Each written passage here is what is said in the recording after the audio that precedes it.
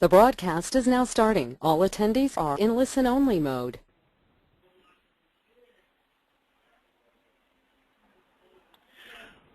Welcome to the Leaders in Housing Counseling call.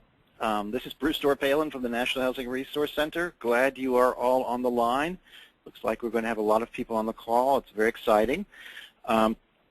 And we've got a jam-packed agenda, so we're going to get started quickly here, and we're going to really try to push to get everything in an hour. We might run over a little bit just because there's a lot that's on the agenda today. So just as a quick overview, this is going to be a very exciting fall for the National Housing Resource Center and hopefully for you and your organization as well. We're doing a lot to really strengthen the housing counseling world, and your participation and engagement has been really valuable so far. As you'll hear a little bit on today's call, we're planning a lot more to make this, to really elevate housing counseling in the industry. And we're working on new ways to integrate housing counseling into the mortgage process, both on being able to buy houses and for people to buy houses and for people who are getting loans serviced.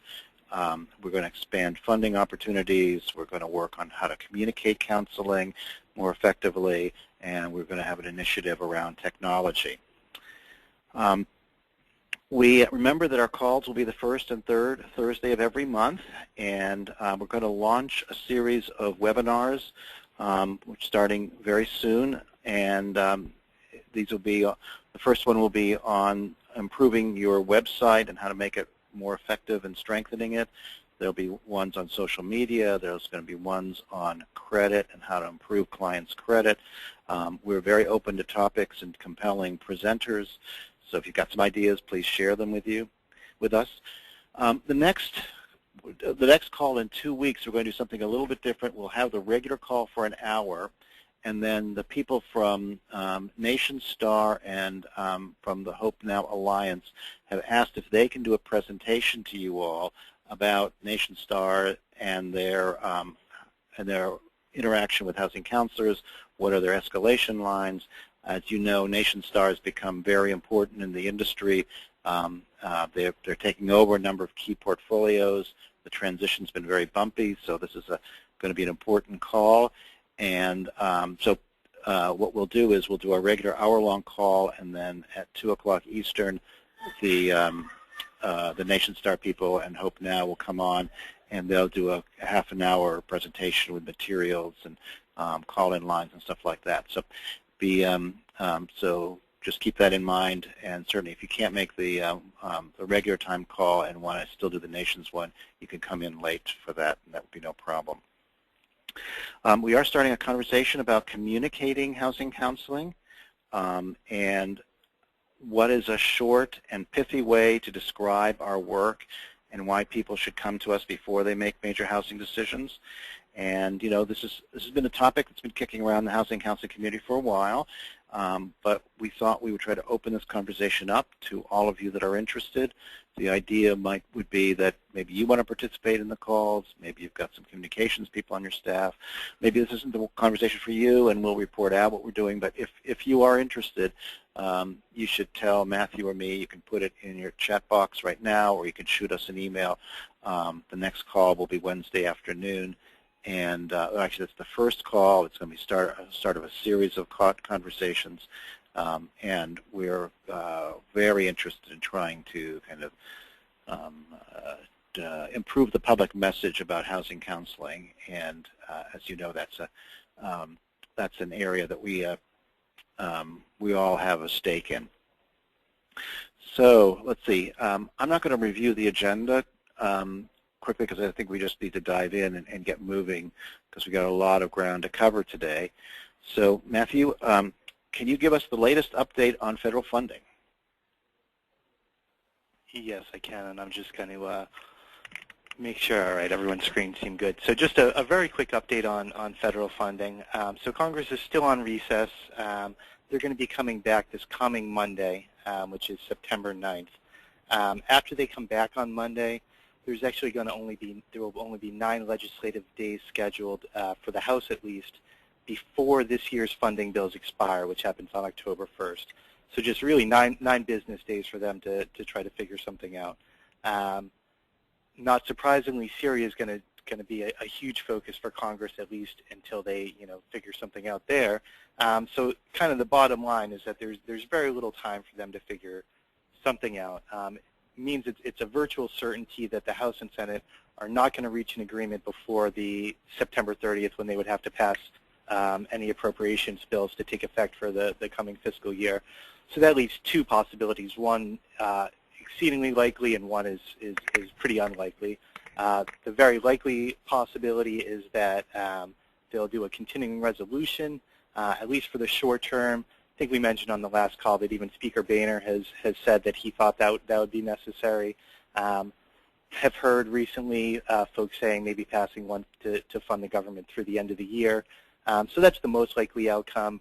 Again, that would fund things at the current levels, and what they would do exactly with the sequestration is still somewhat up in the air, but would likely include the sequestration cut. So it would be the current levels minus sequestration.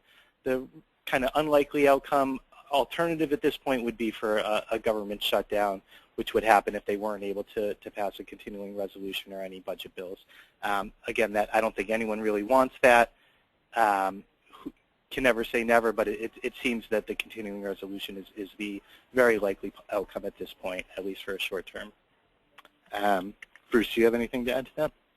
No, I just think in summary that it's the most likely outcome here is that there'll be a continuing resolution which will be based on last year's budget.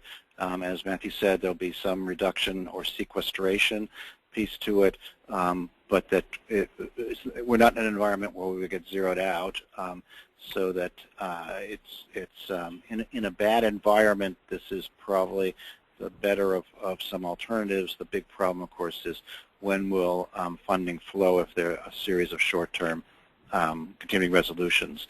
What we're asking HUD to do is to get the NOFA out early again, as in last year, and that it gets scored, and then as money becomes available, that it be released piecemeal so that there is funding as early as possible in the year. But we're really in an environment where things are in the unknown category. So, and NFMC, I think, could potentially do the same thing. NeighborWorks could. And we actually haven't engaged with them about that conversation, but we'll try to at least signal that our interest in that kind of a solution. Okay, second on the agenda is progress on HAMP reform. So many of you have participated in attempts to get HAMP improved. We did an extensive sign-on letter to Treasury in the middle of the summer, which was very detailed on what they needed to fix. And I think we had good news there. And we've had a series of meetings. Some of you participated in those meetings as well, and we appreciate that. And I know there's been some sidebar conversations. So we're making some progress. So the interesting thing is that Treasury issued a directive very quickly, unusual for them, and so there were a few things that they did address. Matthew, do you want to kind of say what we've seen so far? Yeah, so they issued the directive last week. It did. It made some positive steps. It didn't go as far as we would have liked, and didn't address everything that we've been pushing for, but it did make some good progress. So there's just three things that I'm going to highlight quickly. The first is issues that have been present with the 4506T and 4506T-EZ, the IRS forms. So the issue had been servicers had been refusing to accept requests for joint filings if they had only been signed by one person. And so the new supplemental directive, the fix that it has is it instructs servicers that they must follow the IRS requirements. The IRS requirements are explicit that one signature is enough. The one kind of issue with this is that it doesn't come right out and say in the directive that that servicers need to accept 4506Ts with just one signature. It's kind of a roundabout way of getting there, but it does say it, but it's just a bit roundabout. So it's an imperfect solution, but certainly better than what had been the case. The second is what's been come to be called the widows and orphans issue. So the issue had been, and we've been really concerned and pushing hard on this, is that there had been difficulties faced by people who were not on the mortgage loan and then became the owner. So this would generally be following a divorce or the death of a spouse or a parent. So in other words, it's a non-borrower who then becomes the owner. So Fannie and Freddie had acted on this a little while, both earlier this year. They had issued guidances on this. Fannie actually just at the end of August issued another guidance reiterating it. And so what the new Treasury guidance does, it essentially mirrors what Fannie and Freddie had done earlier in the year and just applies that now to HAMP loans. So it applies to non-borrowers who are inherit or are awarded sole title to a property where the borrower was not already in the HAMP trial period plan. So it's basically to let people that are non-borrowers who inherit or are awarded title to the property, allows them to apply for HAMP. So under the new guidance, the non-borrower may be considered for HAMP if they meet all the applicable eligibility criteria. Servicers are instructed to collect an initial package from the non-borrower and evaluate it as if he or she is the borrower. And then the other thing is that servicers are also instructed to process the assumption and modification application contemporaneously. So as long as the borrower is HAMP eligible and they're not prohibited by the investor agreement or by applicable state law from doing so, the servicers need to consider both the assumption and modification applications at the same time. Then the third other point that I wanted to touch on is having to do with servicer return of the executed permanent modification agreements. So the issue here is that borrowers would get the permanent modification agreement, they would sign it, return it to the servicers. The servicer, though, wouldn't sign it, and then they would argue in court that the modification agreement wasn't binding because it wasn't fully executed because the servicer hadn't signed it. So what this guidance does, it instructs servicers to execute and return the fully executed modification agreement to the borrower promptly, which is obviously vague, but says no later than 30 calendar days after the servicer receives the agreement executed by the borrower. So again, this is an imperfect solution. We had argued, and other groups had argued, that it should be something like that the agreement was considered fully executed as soon as the servicer received it, signed by the borrower. You know, the 30 days also seems like a bit of a long period, but certainly it's better than what the practice had been previously. The directive also gets into other things. It makes some positive steps with respect to modifications that are transferred, but we won't get into those. Do have the link on the screen there, and I'll also circulate it after the call. That'll show you can read the full directive if you're interested. But so for now, that's the things I wanted to highlight. Good. So on the 4506T, if you've got only one signature on the 4506T on a joint return and the servicer rejects it, you can tell them that they are not following HAMP guidelines, and they should just look carefully at the Treasury directive that single signature is acceptable. And so I think, you know, these are the kinds of things that we're moving forward on, and we'll continue to push to try to improve some of these, but it's generally going to be some good news and help improve some deals. There'll be plenty more. We're going to continue working on this, including trying to improve outreach in the with the HAMP program so that people are guided more aggressively to counseling and there's more grassroots efforts. So that was good. Thank you so much, Matthew. So let's pivot on to kind of an exciting development that FHA has put forward.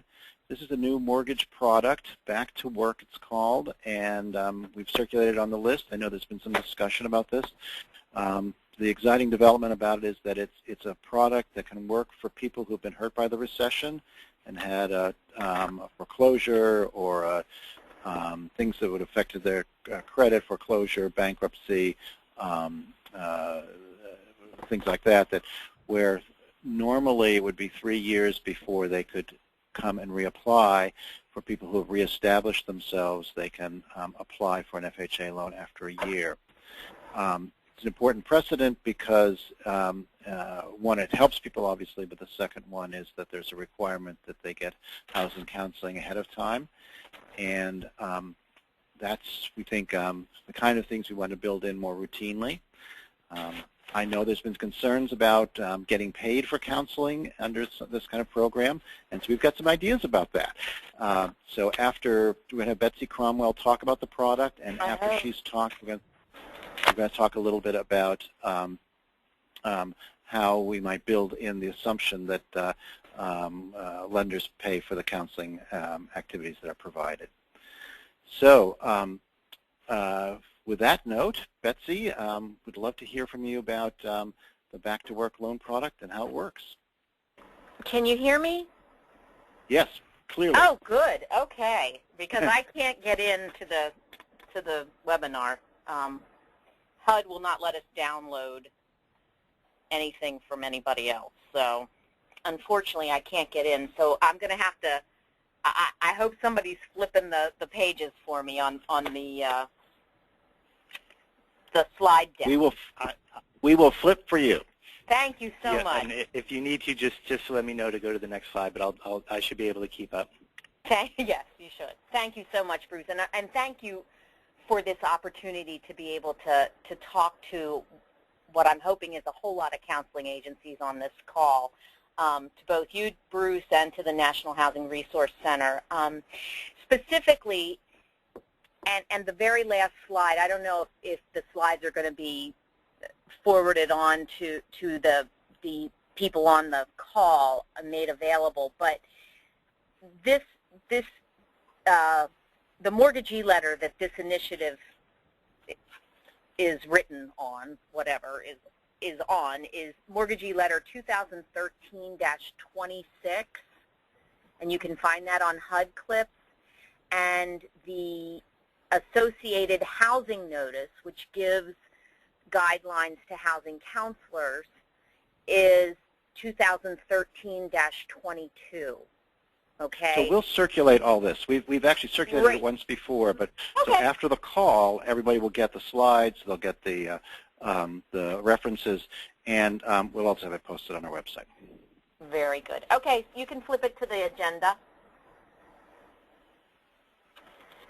And so basically these are just the things I'm going to go through here today on the call, an overview of the mortgagee letter and housing notice, terms that are in the mortgagee letter that you really need to become familiar with,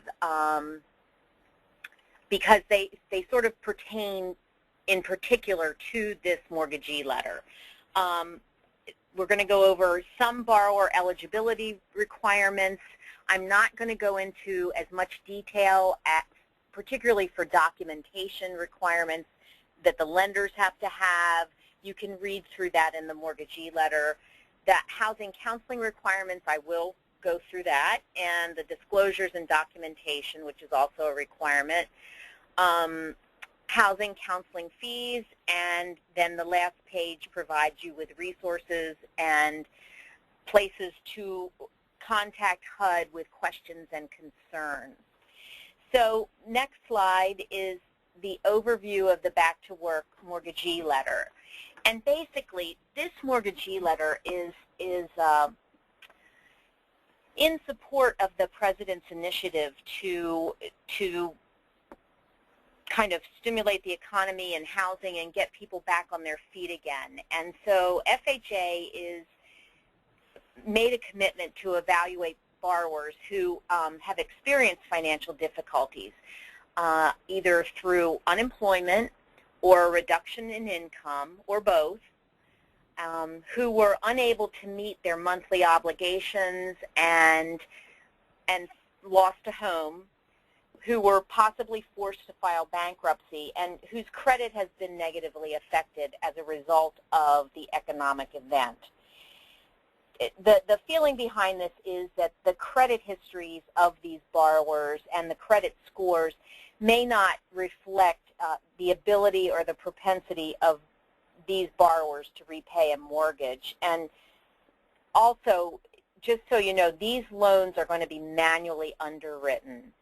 So I don't know how many of you are real familiar with the FHA loan processing, but all loans at lenders are put through what we call the total scorecard, which is contributes to the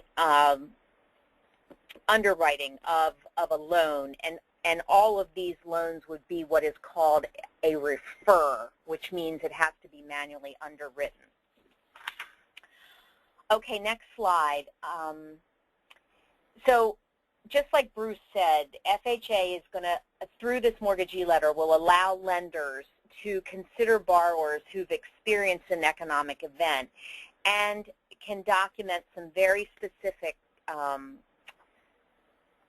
situations in their recent past. And one is that their credit impairments were the result of unemployment or a loss of household income or a combination of those. And this has to have been beyond the borrower's control. They also have to have demonstrated full recovery from that event. And we'll define some of these terms in the next slide. And that the borrower has completed housing counseling. Okay, the next slide. These are the terms that are in the mortgagee letter that really you all need to become very familiar with, and I encourage you to kind of more or less study these in the mortgagee letter and the housing notice. The first is an economic event, and that is any occurrence beyond the borrower's control that resulted in a loss of employment, loss of income, or a combination that caused a reduction in the household income of at least 20%, lasting for at least 6 months. Okay, so as you can see, they're pretty specific here. The recovery from an economic event is also a term that's used throughout the mortgagee letter. And what that means is that that borrower has reestablished satisfactory credit as defined by FHA for a minimum of 12 months. The borrower's household income is the gross income of the borrower and all household members. And a household member for this mortgagee letter is defined as an individual residing in the borrower's primary residence at the time of the economic event and was a co-borrower on the borrower's previous mortgage. Okay, so again, very specific requirements. Okay, next page. This sort of gives us some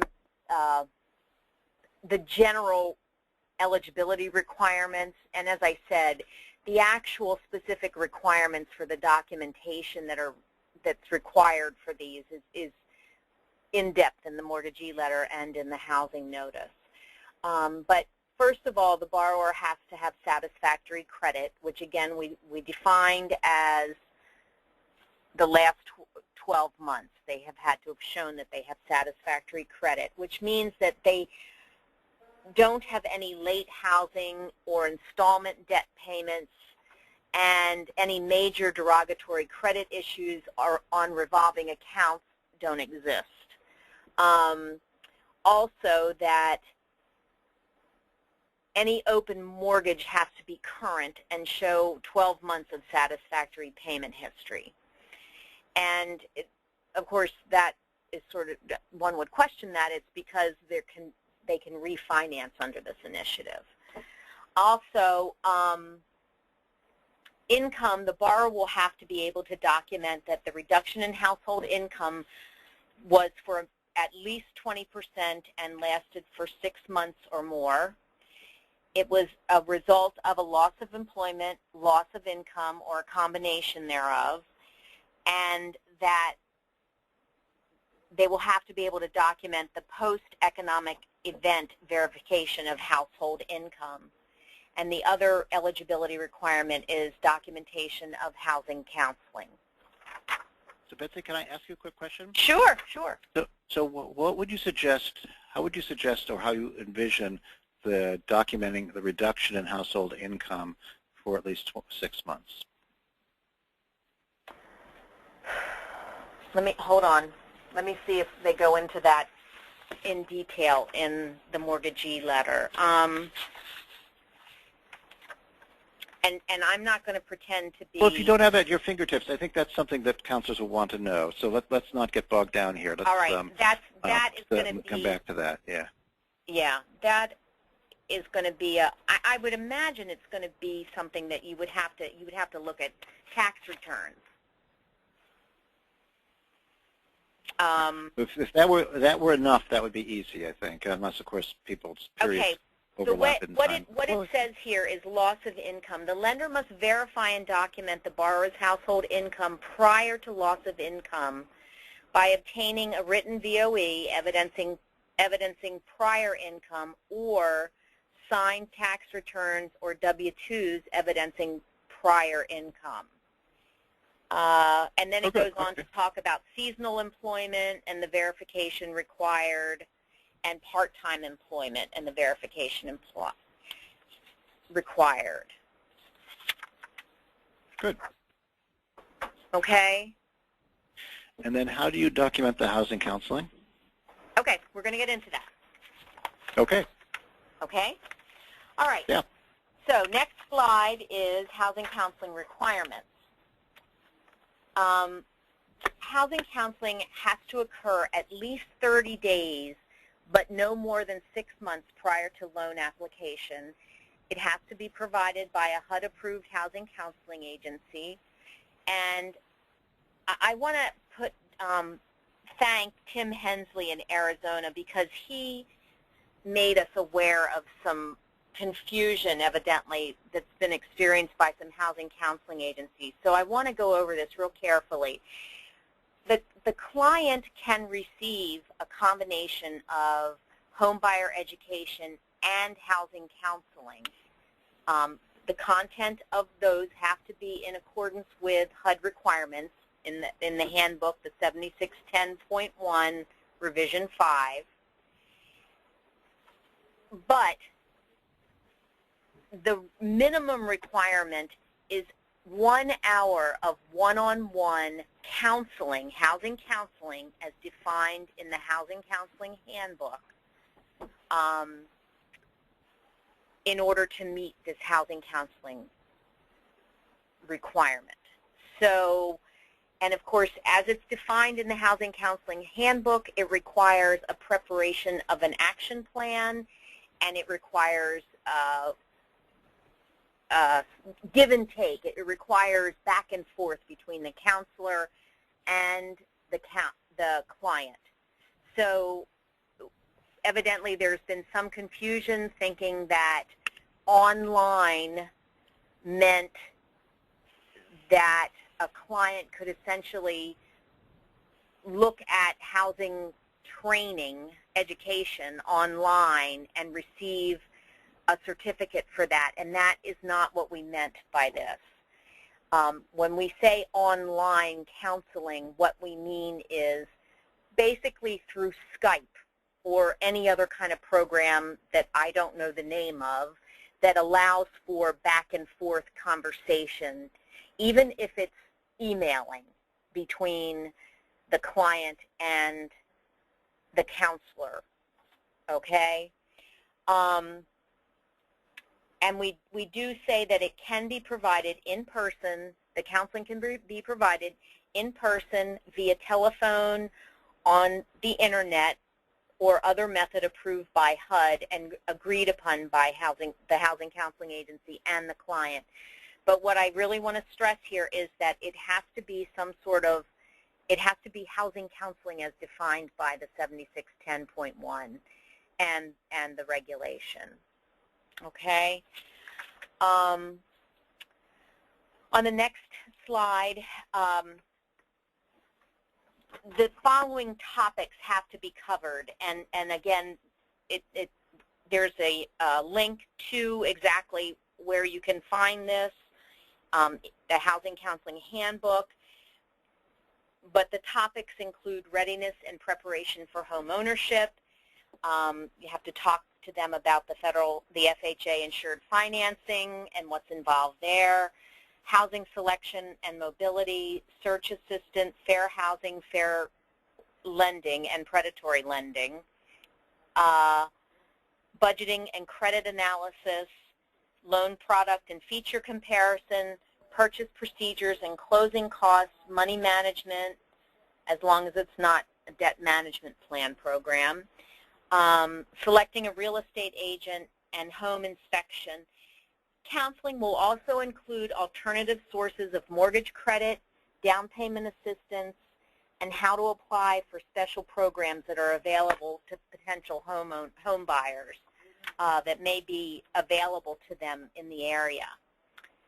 And then on the next page, there are some additional counseling topics for this Back to Work mortgagee letter that have to be included in this session.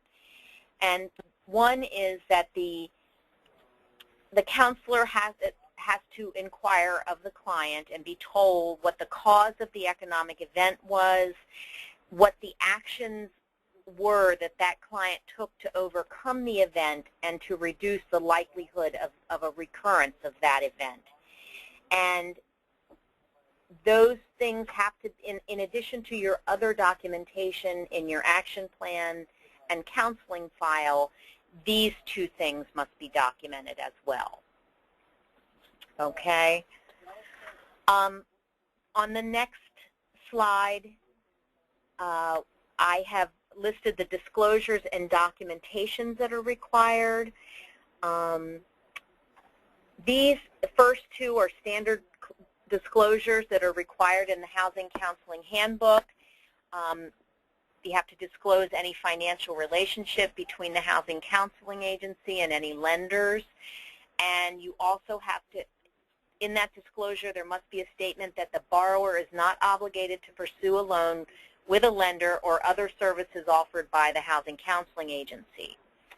And then for this particular mortgagee letter, there also has to be a disclosure that says what's in quotes there on that slide, that completion of this housing counseling program and receipt of this letter of completion of counseling does not qualify me for an FHA loan.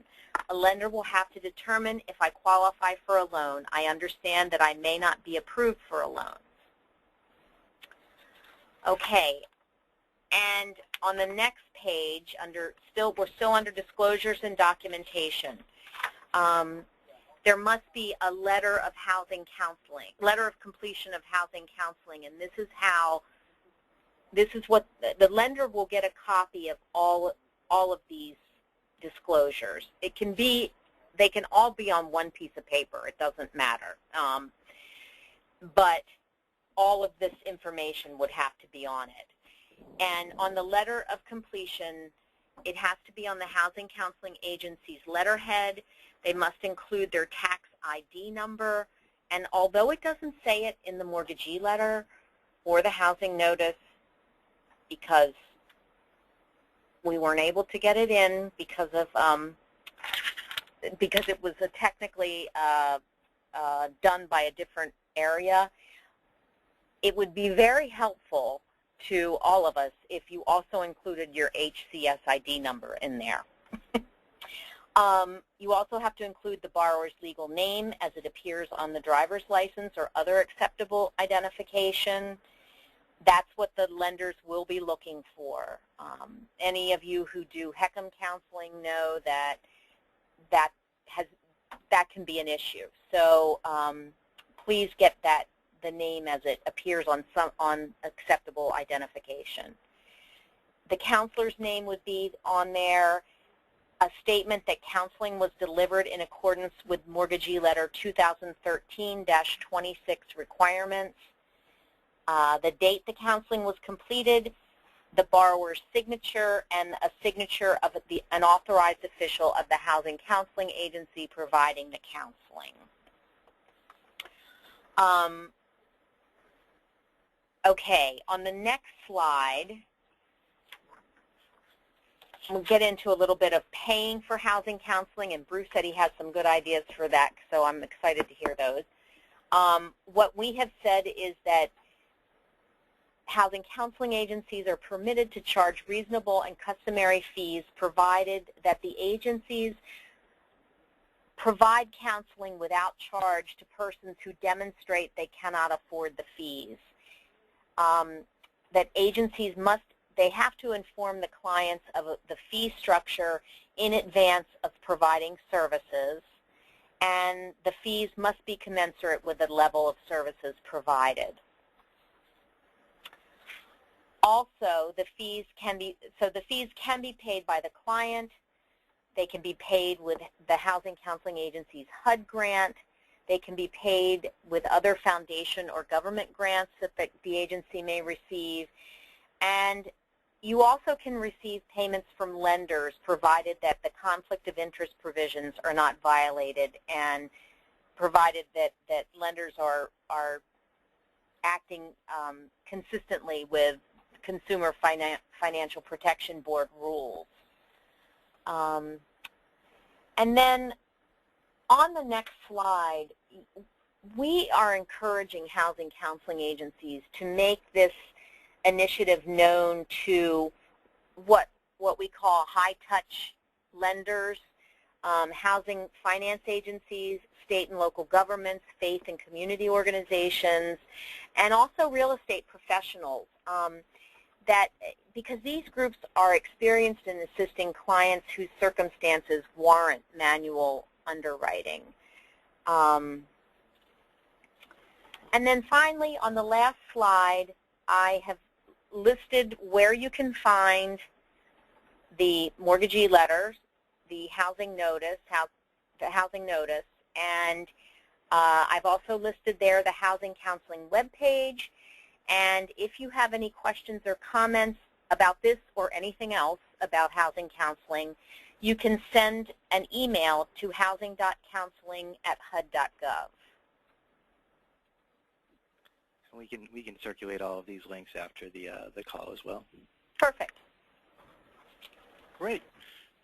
Thank you very much, Betsy. So so one big issue for us is to think through what the best way is to connect housing counseling agencies that are providing these services on this particular loan product with lenders. We know there's been a lot of interest among loan originators, and so we've been thinking about what would be the best methodology to do that. It's not mandatory that counseling agencies provide this counseling, so it's been described to me as housing counseling agencies who will need to decide or opt in whether they want to provide the counseling service.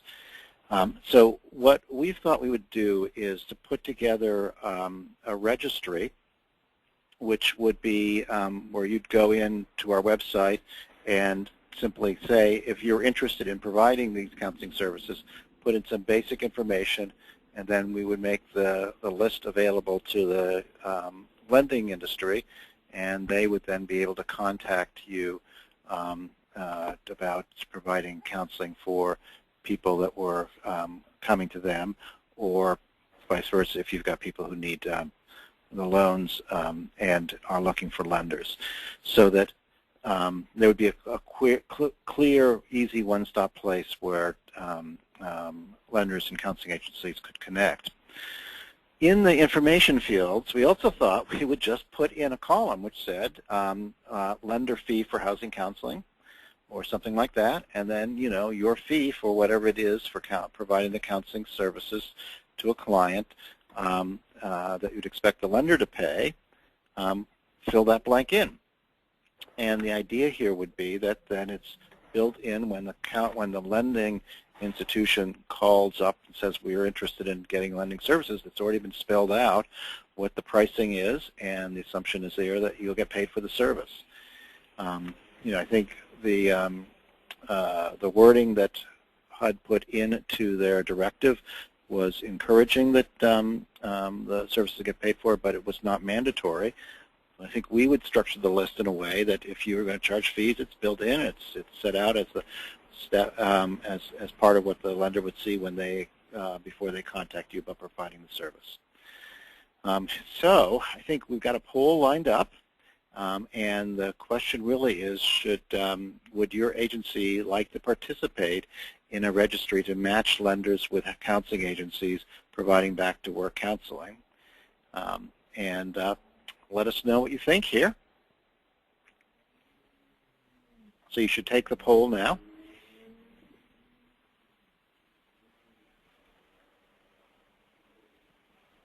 votes are coming in pretty quickly. We'll keep it open for just another 15 or 30 seconds.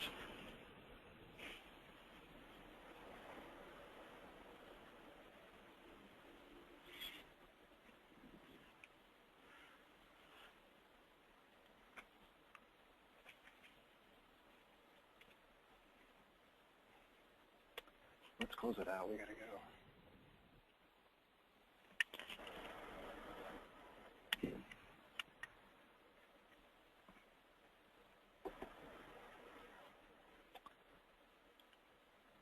Okay, well, let's close out the poll.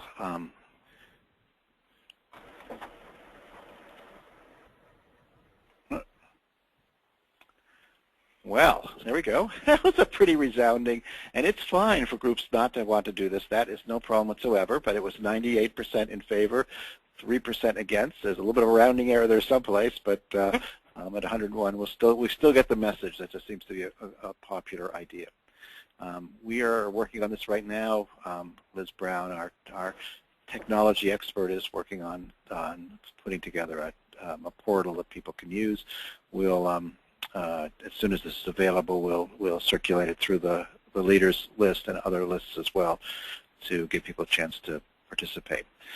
I know there's some technical questions that people have got on the loan product. We are really running low on time here, and so we're going to need to figure out how to have a more room for a conversation on the back to work product, and let's figure out that for a later date.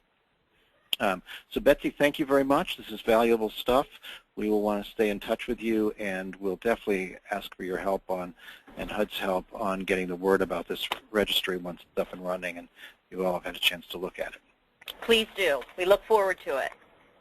Great. Okay. Good talking with you. Thank you. Okay. Good.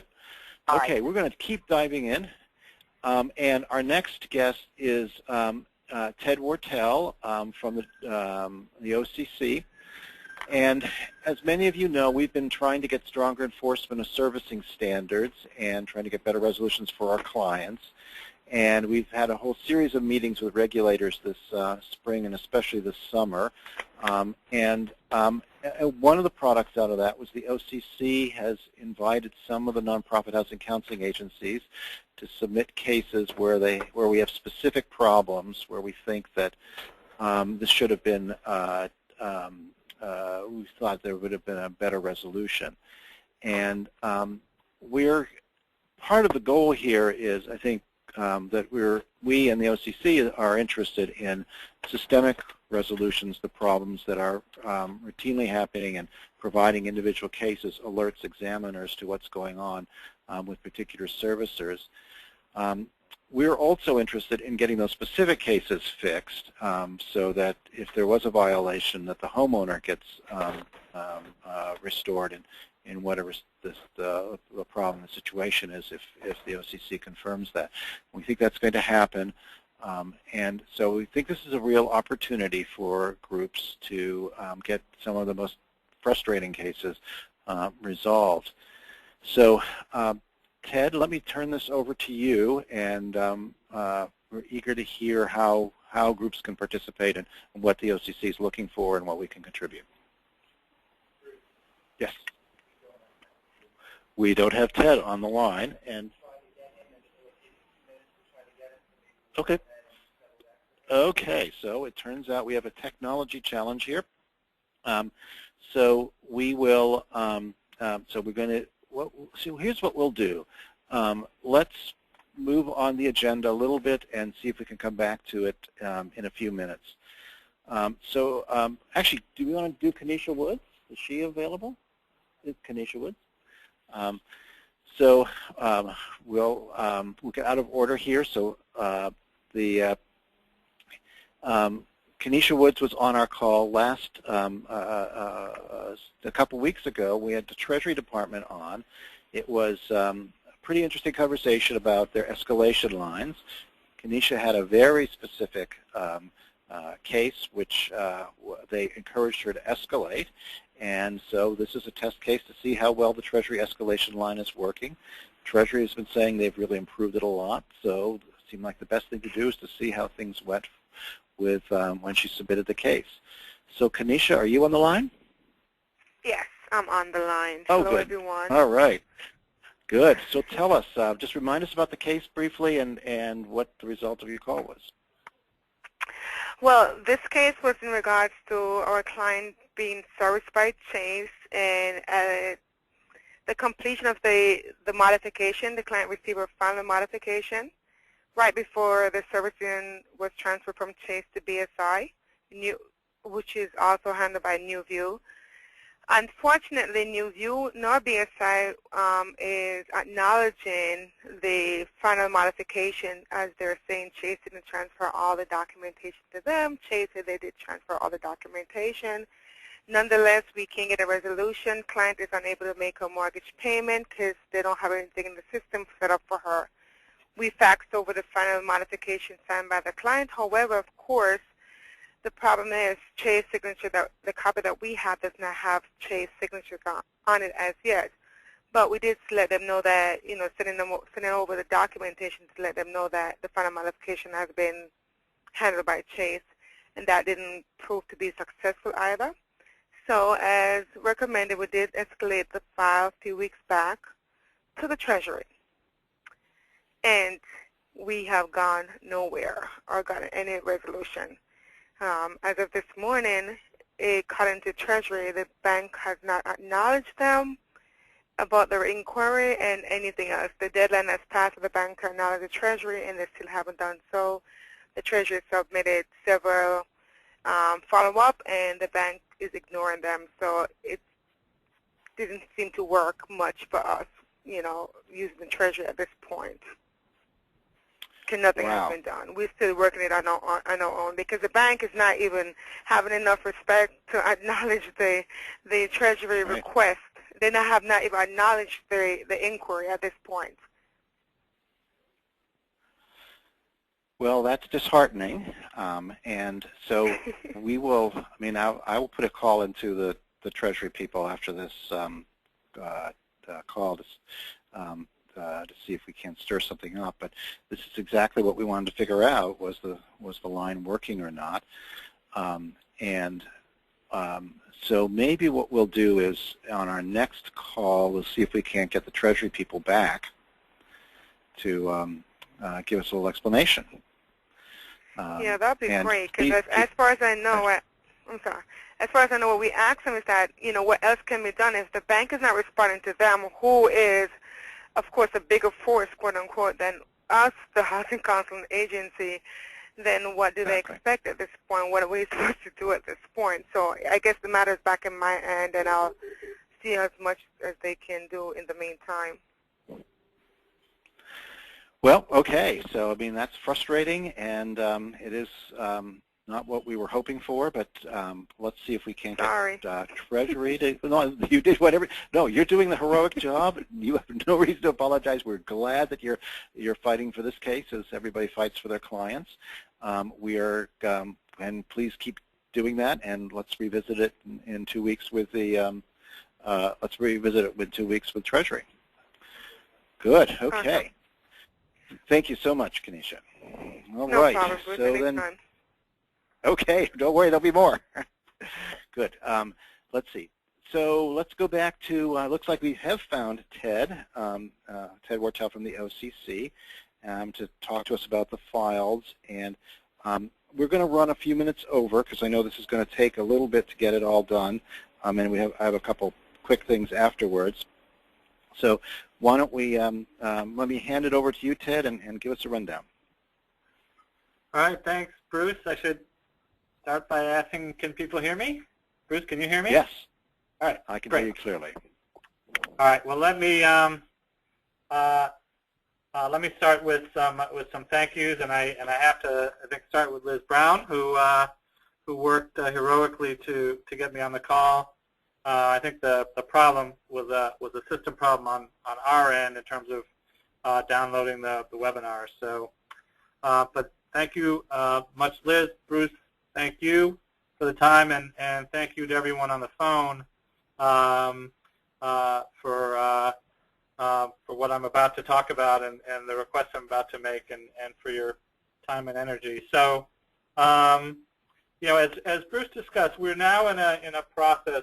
We're quite engaged on the consent orders with servicers that included the independent foreclosure review. Also included several requirements for improving servicing overall. And we are, and that's the part of the consent order I'm here to talk about today.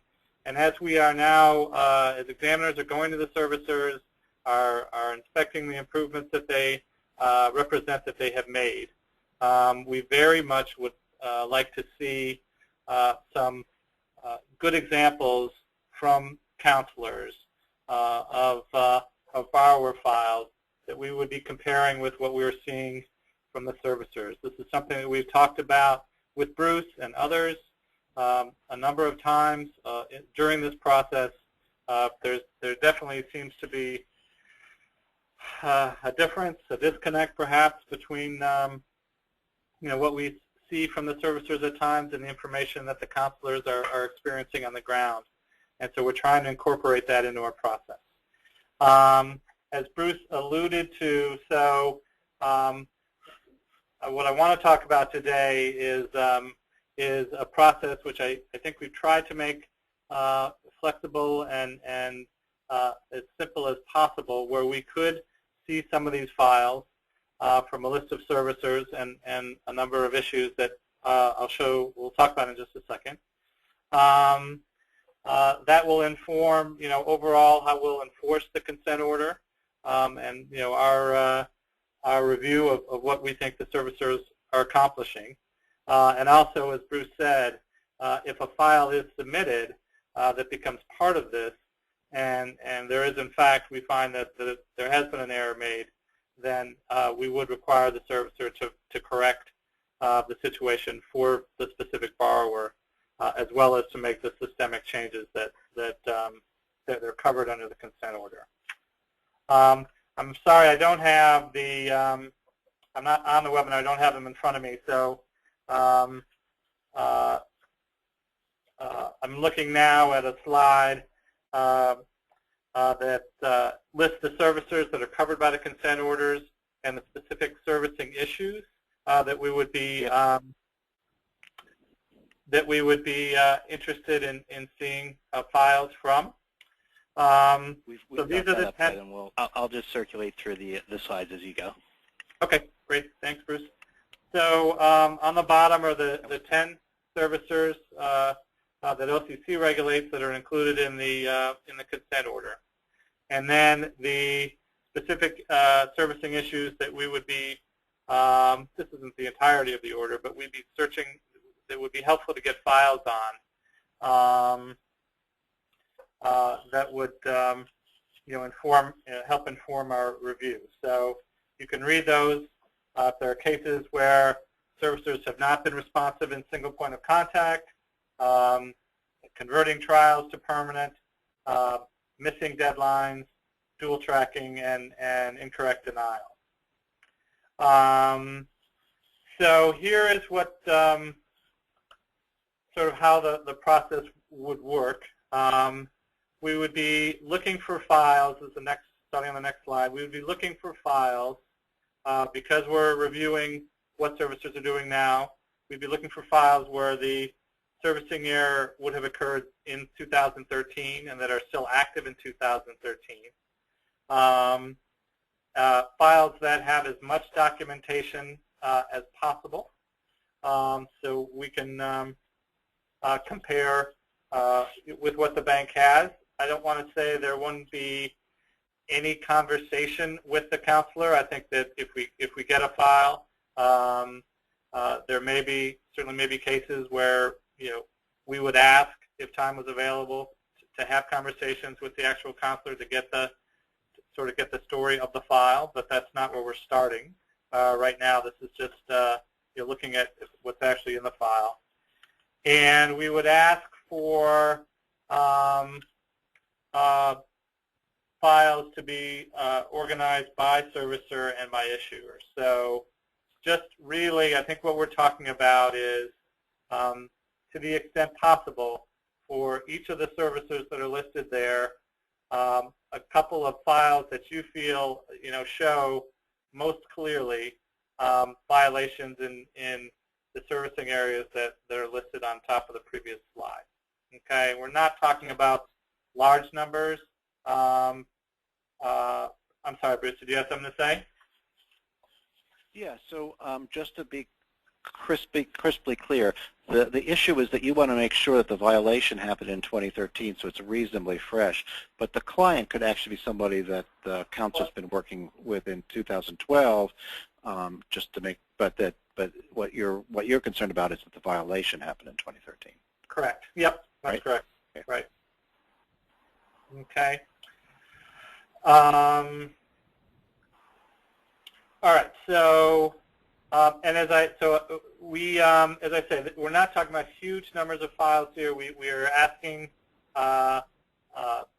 people on this call, but we're also having calls with other counseling organizations as well to try and get the number of files that we need. I think what we're looking for is really thoroughly documented files that could illustrate problems for each of the servicers. In terms of step by step here, there is, if you're able to locate such files, they will be transmitted to us. We're going to set up essentially a portal where you would receive an email with a temporary password. You'd go in, you change the password, you would be able to name the file, upload, or name the borrower, upload electronic versions of the files that you have. It doesn't have to be all in one file. If they're in a large number, that's works perfectly well. And really that's it. So we would need from you, if you have such files, we would ask you to for your name, your organization's name, your email, and your phone number. We will need that to provide you an email with the temporary password. We are considering there is a spreadsheet that we are putting together that would simply ask you for additional information, which would be the name of the servicer and the type of violation or type of error. Pretty simple, and then we would have that as a list, and then we would send you your email where you could do the upload. We would require that anything that comes to us, you'd have an authorization from the borrower to share it with us and with the servicer. I'm fairly certain that the authorization already exists with the servicer, but we should have it so we could see it as well. I described the portal, and we are trying, because of where we are in the process, if we could get such files by the end of this month, that would be very helpful. So I don't think we're in I think the way the webinar works, I don't think we're in a place where we can, where I can hear back from you, and I know people are pressed for time as well. I've gone through a fair bit here. If there are any questions, you can obviously talk to Bruce. Bruce, I'm perfectly fine if people want to call me directly as well. Are you good with that? Oh, sure, yeah. So you can call me. We'll circulate your contact information. We'll circulate your contact information. What happens after each webinar is that people get a list of contacts and links and things like that. So we'll include your contact information for questions. Okay, so thanks again for your time. This would be a huge, huge help to us. I know you've got a lot of things going on and so on, but we hope that we can put together a group of files that we can do this with. And I think, and just to remind people that the value for doing this is, one, because the OCC does regulate these banks, and many of us have felt that there's been a real failure on the servicing side to really enforce these standards. This is an opportunity to turn that around and to get some of your most frustrating cases looked at. there will also be, but we're also not just trying to push for systemic change, but also to get the individual cases that you're putting forward to get those fixed as well. And Ted had that in his presentation, that will be one of the things that the OCC looks at doing, so that this can be very valuable for the people that you get full files into. I'm going to sort of underscore that we have a number of these conversations going on, and so while not every servicer is in that box, there are a few other locations where we're going to do similar work. So we have a similar conversation going on with the Federal Reserve right now. They are really only looking, as we understand it, at SunTrust and at HSBC.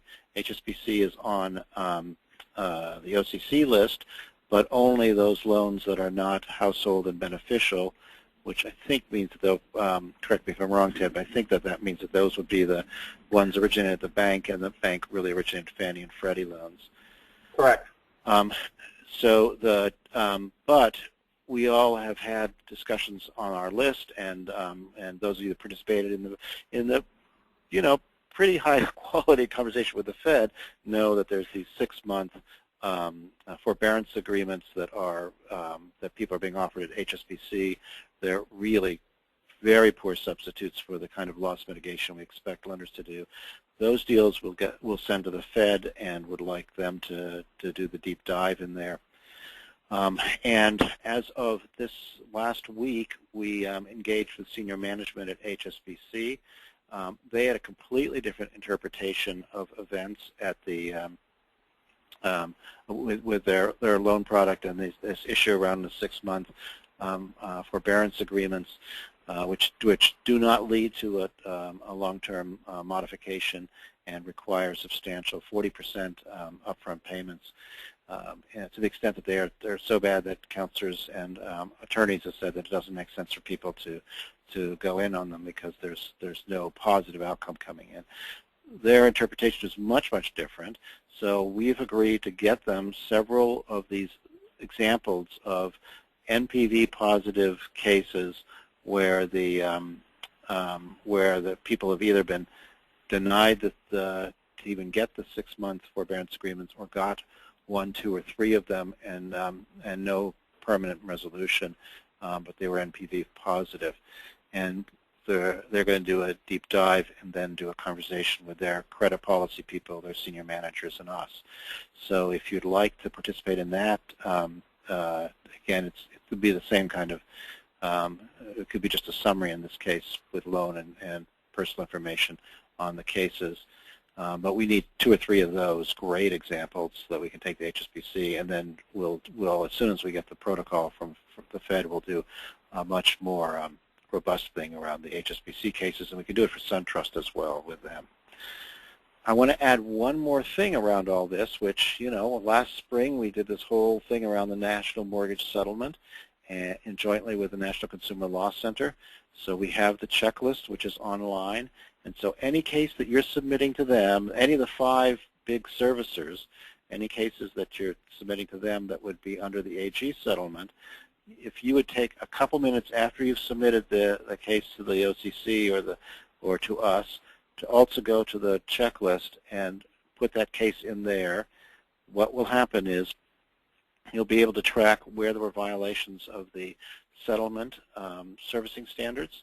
You'll be able to submit to OMSO, which is the Joe Smith Office of Mortgage Oversight, to your state AG, this case, and to the CFPB.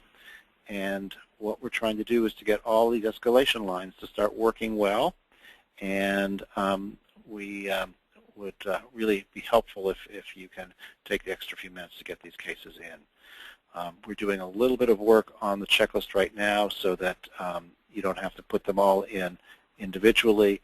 At some point you'll be able to upload cases out of Counselor Max and HCO, so some of the information will be populated ahead of time and you can fill in the rest. But right now you can do it right now, but just put in each piece in individually. So thank you very much, Ted. I want to acknowledge that we had some good technical questions on Betsy's presentation. So we're going to send her those questions, and we need to figure out whether we should have her back on this session, or we may want to have HUD do maybe a little bit more in-depth hour-long thing, either with us or just have them do it on their own. But we'll make sure to get your questions put into the queue there, because I think there are questions like, what do you do with people who are self-employed, and documentation, and how do they fit in? Does someone have to be foreclosed on in order to get the loan? I'm pretty sure the answer to that is no, but we want to make sure that those questions get answered. We're going to have our next call in 2 weeks, and that will be the one where we're also going to have afterwards NationStar talk about their interactions with counselors. As you know, NationStar has grown tremendously in their portfolio, and we've been receiving complaints about people having difficulty accessing them. So their team will be doing a presentation that you can bring other people from your staff in on that as well, and that'll start it'll be the same call-in number, and we'll just flow from that into the NationStar call for half an hour after our main call. So last, on a very quick note, we hope you'll continue doing the advocacy work you've been doing. We'd love for you to join the National Housing Resource Center. All the sign-in stuff is on our website, and groups that join, you'll have access to a list of funders, the main lender funders, and a variety of other kinds of resources. You can get the discounted credit reports, which I have to say we've had a few groups sign up now, and they're saving quite a bit of money. So it's actually working very smoothly. Kinks have been worked out. We'd love to have you on it. There are also discounts for office supplies and fundraising tools, things like that, online programs. We are launching a series of webinars, which will be open to everybody, and we'll circulate that on the listserv. And keep in mind, if you are a communications expert, or you're really interested in trying to help us figure out how to communicate housing counseling more effectively, we're going to have a call on Wednesday on that with people from around the country. And if you want to join us, shoot me or Matthew an email. We'll get you on that list. Thanks for all the good work you do, and we'll talk to you in 2 weeks, if not before. Great.